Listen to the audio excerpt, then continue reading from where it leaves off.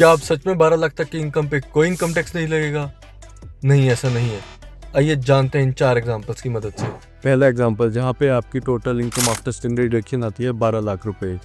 यहाँ पे आपको 0 से 4 लाख तक कोई टैक्स नहीं लगता, 4 से 8 लाख तक 5% और 8 से 12 लाख पे 10% टैक्स लगता है, जो कि टोटल बनता है 60,000 रुपये। क्योंकि यहाँ पे आपकी इनकम 12 लाख से कम है तो आपको 60,000 रुपये की रिबेट मिलती है, जिससे आपकी नेट टैक्स लायबिलिटी बन जाती है 0 रुपये। दूसरा एग्जाम्पल, जहाँ पे आपकी टोटल इनकम 13 लाख रुपये है, यहाँ पे 12 लाख तक की इनकम पे 60,000 रुपये टैक्स बनता है और 12 लाख से ऊपर 15% टैक्स लगता है, जो कि टोटल आपका बनता है 75,000 रुपये। क्योंकि यहाँ पे आपकी टोटल इनकम 12 लाख से ज़्यादा है तो यहाँ पे आपको रिबेट नहीं मिलती और आपको 75,000 रुपये और उसके ऊपर 4% एजुकेशन सेस मिला के 78,000 रुपये टैक्स देना पड़ता है। यहाँ पे आपकी इनकम तो सिर्फ 1 लाख बढ़ी लेकिन टैक्स 78,000 रुपये बढ़ गया।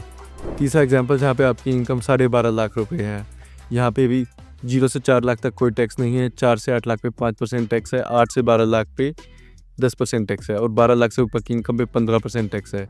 टोटल टैक्स यहाँ पे आपका बनता है 67,500। यहाँ पे इनकम तो आपकी सिर्फ 50,000 रुपये बढ़ी है लेकिन टैक्स 67,500 रुपये बढ़ गया, जो कि नाइंसाफ़ी है। इसीलिए यहाँ पे गवर्नमेंट आपको देती है मार्जिनल रिलीफ, जिसका मतलब है आपका टैक्स उतना ही लगेगा जितनी आपकी इनकम 12 लाख से बड़ी है। इस एग्जांपल में क्योंकि आपकी इनकम 12 लाख से सिर्फ 50,000 रुपये बढ़ी है तो आपका टैक्स लिमिट हो जाएगा 67,500 से कम होकर 50,000 रुपये और उस पर लगेगा 4% एजुकेशन सेस, जो कि बन के आता है 52,000 रुपये।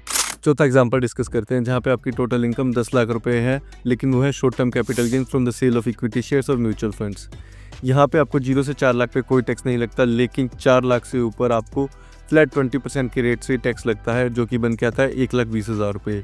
और यहाँ पे आपको रिबेट भी नहीं मिलती क्योंकि rebate is applicable only in case of income which is taxable at a normal rate.